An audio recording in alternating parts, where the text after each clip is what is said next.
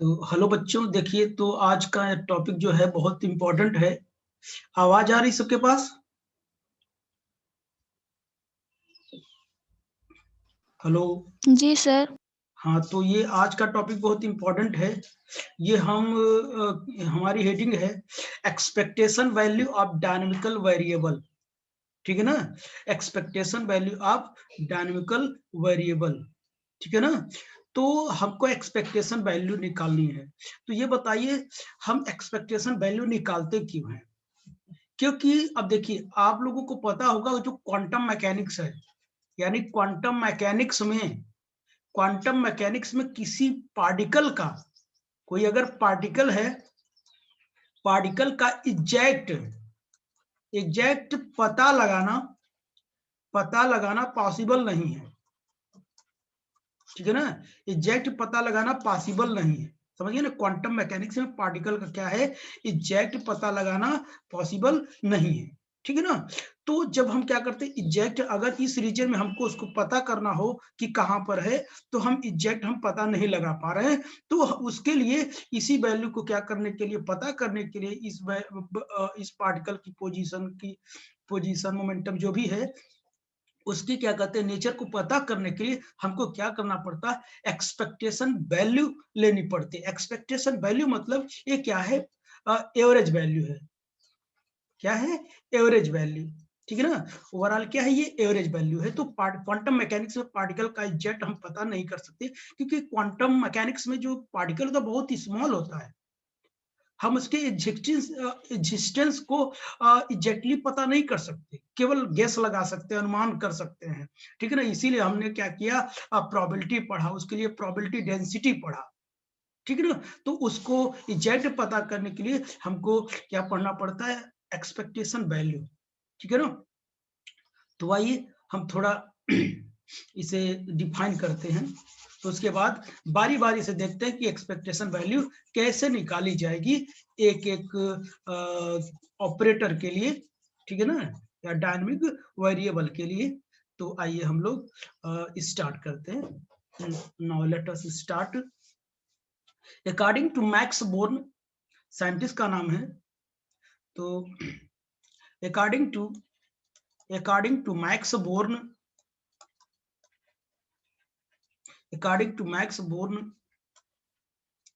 psi is the interpretation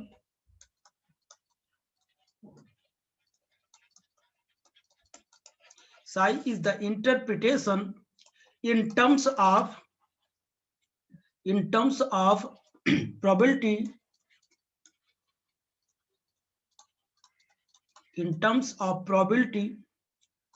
so psi is the probability amplitude,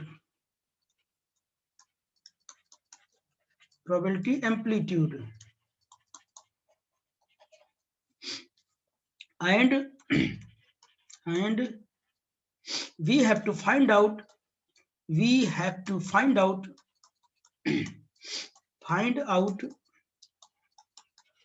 expectation value of dynamical quantity.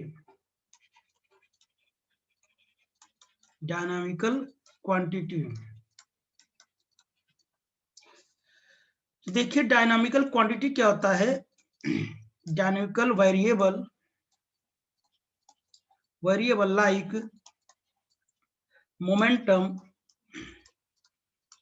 Like momentum comma angular momentum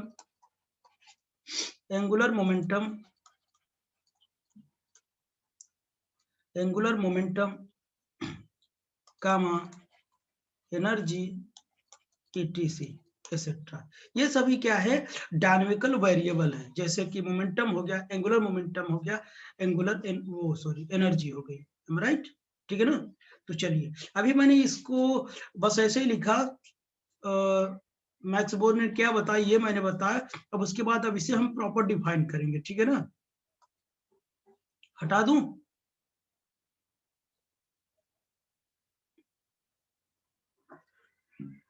देखिए double invert कामा में लिखे आप लोग, double invert कामा में इसकी definition लिखेंगे, the large number of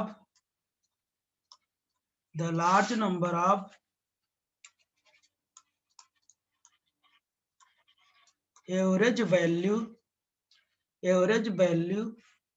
measurement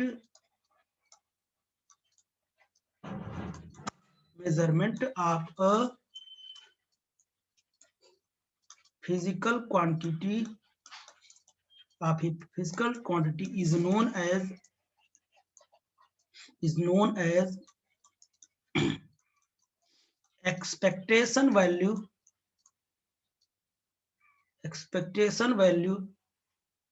of dynamical variable double comma बंद। देखिए मैंने बताया the large number of average value measurement of a physical quantity में large number of average value जो लेते हैं उसी को हम क्या बोलते हैं, एक्सपेक्टेशन वैल्यू। एवरेज नंबर तो निकालना जानते हैं ना, वही होता है, उसी को फिजिकल क्वांटिटी, उसी को expectation value of dynamical variable बोलते हैं, ठीक है ना। इसे किससे डिनोट करते हैं, इट इज डिनोटेड बाय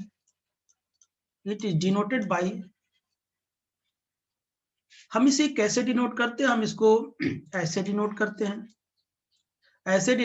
हैं, कभी कभी बार से डिनोट करते हैं, कभी कभी हम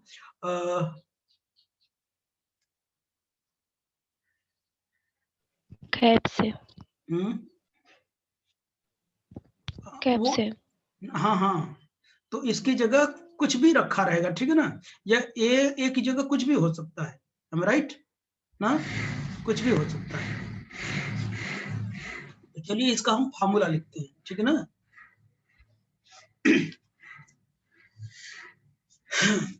फार्मूला लिखे हैं हम लोग, द एक्सपेक्टेशन वैल्यू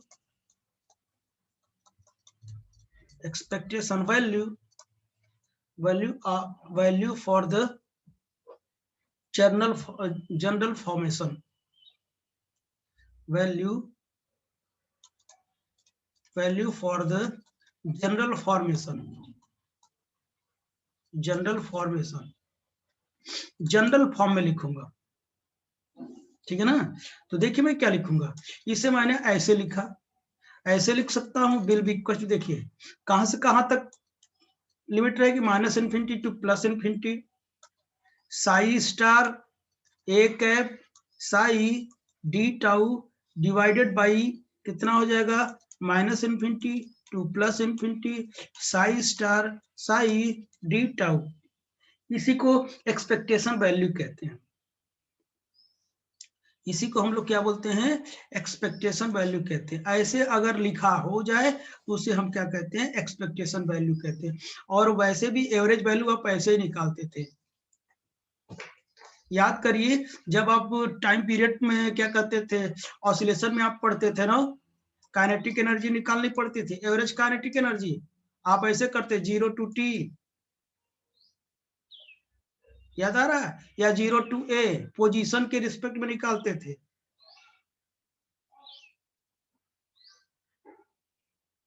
याद आ रहा ना। हाँ सर। तो आप ऐसे करते थे ना, ये क्या करते थे, ये के ई dx बाई कितना, integration of 0 to a dx, ऐसे निकालते थे ना, ये तो वही डिवाइड करते थे आप। अरे इसका मतलब यही हुआ, काइनेटिक एनर्जी 0 to a क्या हो जाएगा, के ई dx और क्या बाई a ना, जो लिमिट रहती है। तो टाइम के रिस्पेक्ट, अगर टाइम के रिस्पेक्ट करते 0 to t लेते, यहाँ t का डिवाइड करते हम, तो एवरेज तो ऐसे निकालते, तो वो सिंपली ये क्या है, एवरेज है, ठीक है ना। भूल गए क्या आप लोग, ऐसे तो लिखते थे ना एवरेज वैल्यू, हाँ ठीक, याद होगा। तो अच्छा अब देखिए, अच्छा हम थोड़ा स्टैंडर्ड क्या कहते हैं कि क्वांटम मैकेनिक्स के लैंग्वेज में लिखे तो ऐसे लिखा जाता, आगे की क्लासों में जाओगे एक्सपेक्टेशन वैल्यू कुछ ऐसे लिखा होगा, इधर यही रहेगा, ठीक है ना, इधर लिखेगा साई ए क्यों कैट, क्लियर नहीं आ रही है? क्या चीज, वॉइस क्लियर नहीं आ रही है? हेलो,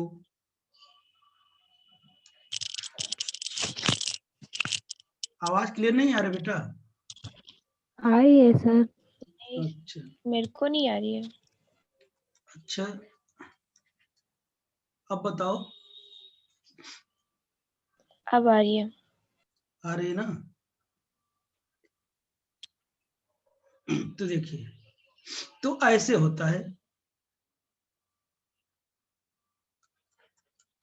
तो कुछ इस फॉर्मेट में लिखा जाता है, समझ गए ना, कि कुछ इस फॉर्मेट में लिखा जाता है। बोलोगे तो नहीं, याद रहेगा ना?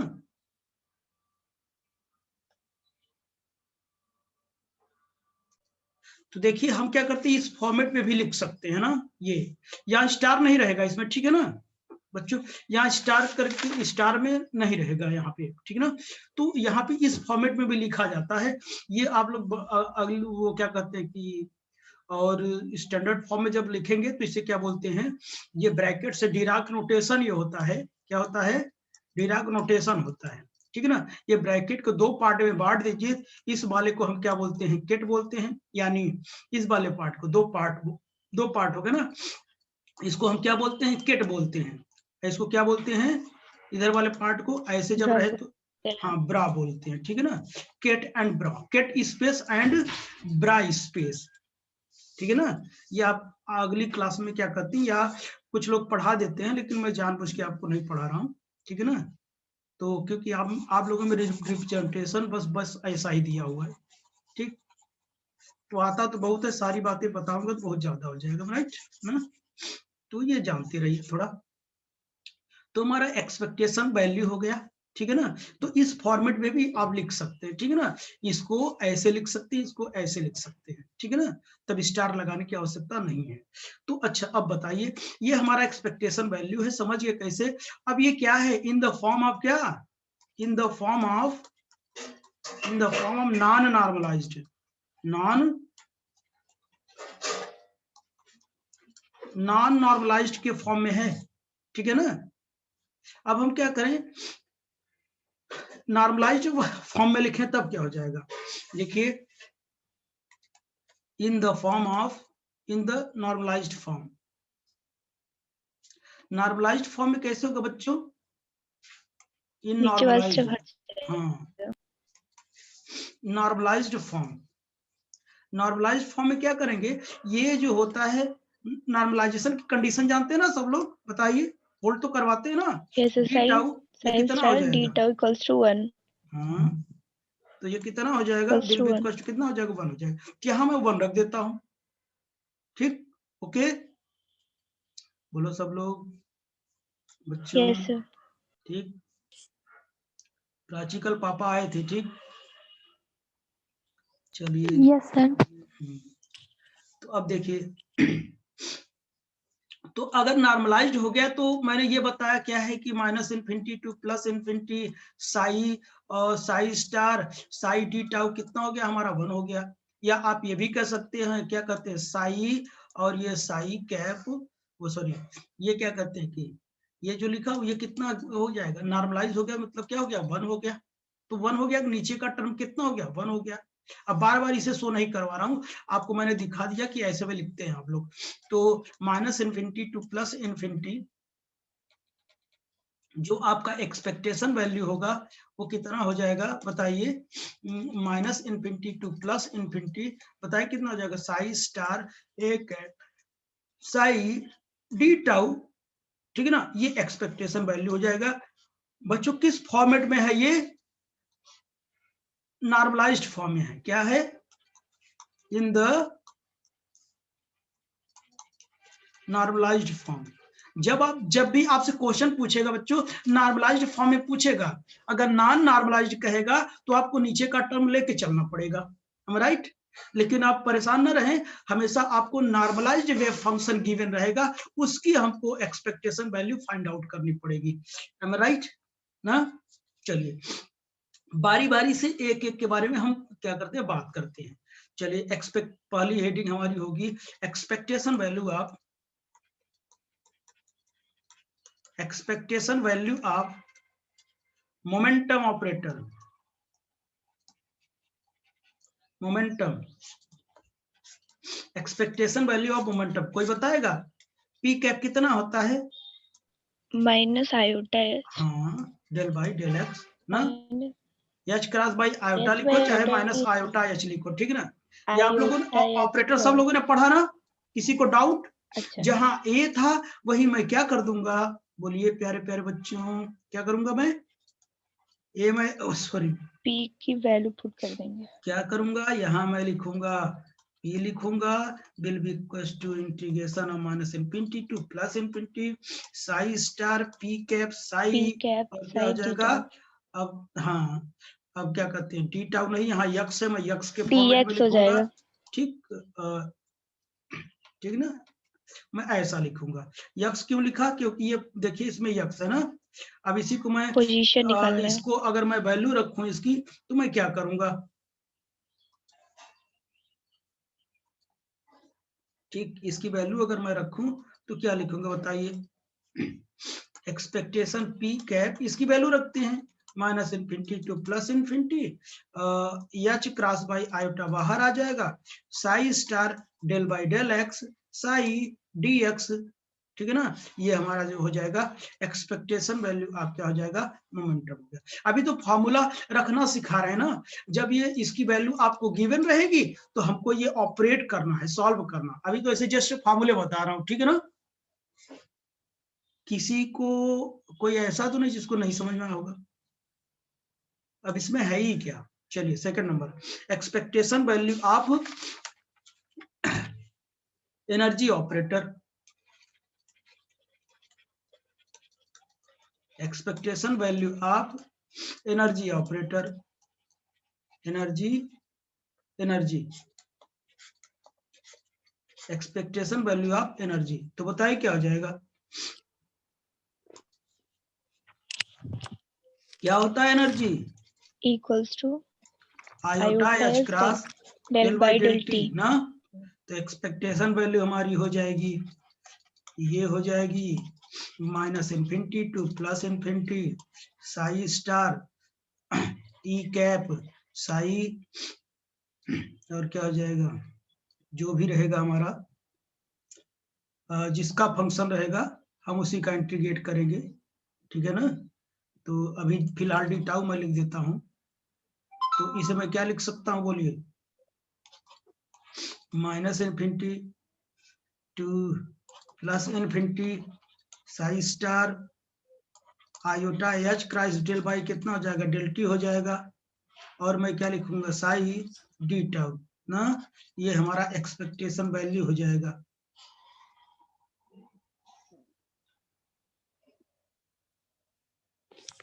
ठीक। अच्छा, अब बताइए एक्सपेक्टेशन वैल्यू हम निकालना चाह रहे हैं, expectation value of kinetic energy,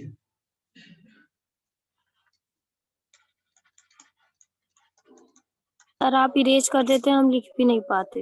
तो बोला करो यार, तो करोड़ों बार बोला, कम से कम बताओगे तब तो मैं जानूंगा।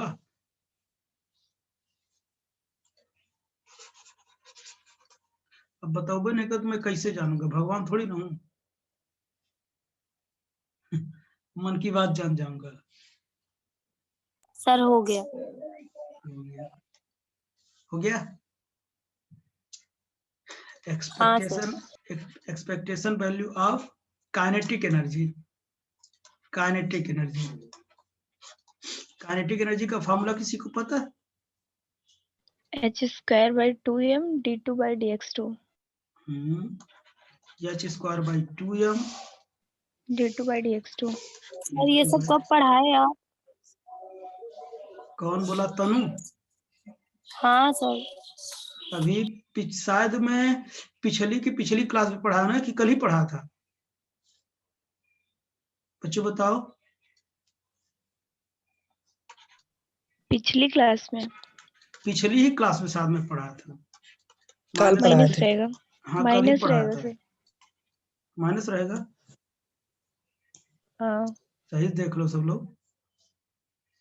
माइनस रहेगा, हैमिल्टोनियन वैल्यू होती है ना, v फ्री हो जाता है ठीक तो v ठीक ठीक 0 हो ठीक जाता है। ठीक। ये साई और dx, तो ये सब क्या है, नॉर्मलाइज्ड है, ठीक है ना। तो यहाँ से मैं ये जो फालतू वाला चीज है यहाँ कॉमन ले लूंगा, minus h square by 2m minus infinity to plus infinity, कितना आ जाएगा, psi star del 2 by del x2 psi dx। ये आपका क्या हो जाएगा, ऑपरेटर हो जाएगा, ठीक है ना। Expectation value of kinetic energy आपको मिल जाएगी, ठीक।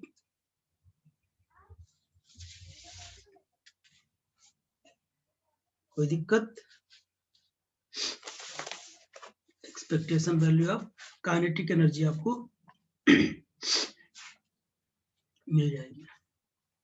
अब बताइए मैं किसकी एक्सपेक्टेशन वैल्यू निकालूं, हैमिल्टोनियन। हैमिल्टोनियन का निकाल लो, वेलोसिटी का निकाल लो, चलिए वेलोसिटी का निकाल वेलोसिटी लेते का। हैं। हाँ हो गया तनु, हाँ सर हो गया है। चलिए तो बताइए एक्सपेक्टेशन वैल्यू ऑफ वेलोसिटी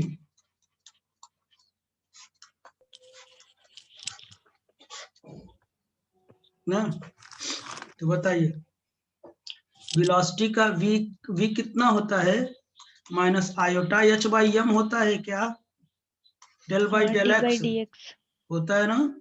हाँ तो चलिए, तो मैं ऐसा लिखूंगा, by minus infinity to plus infinity psi star V cap minus कहाँ होता है? साई, नीचे कर दो माइनस गायब हो जाएगा। और सब लोग अपनी कॉपी में देखो माइनस था कि नहीं, सर मैं अपनी कॉपी नहीं लाई हूँ। नहीं और लोगों से बात सर करो। इसमें आयोटा नीचे था। नीचे था ना, नीचे ले जाओ अब तो पॉजिटिव हो जाएगा ना, नहीं समझे। Yes sir. हाँ यच आटा को ऊपर नीचे मल्टीप्लाई कर दो बाई एम, ऐसा था क्या, यस सर। यही था ना, ऊपर नीचे मल्टीप्लाई कर दो वही आ जाएगा, ठीक। तो ये कितना हो जाए, इतना हो गया। अब इसी की वैल्यू रख देता हूँ, जब ये रखूंगा इतने को बाहर कर देता हूँ, इतने को, यानी h cross by iota m minus infinity to plus infinity psi star del by del x, कितना हो जाएगा, साई डी एक्स हो जाएगा। सब किस में है बताइए, सब नॉर्मलाइज्ड फॉर्म में है। नॉन नॉर्मलाइज्ड रहता तो नीचे का जो टर्म मैंने 1 किया हूं वो उसको रहना पड़ता, ठीक है ना, ठीक बच्चों।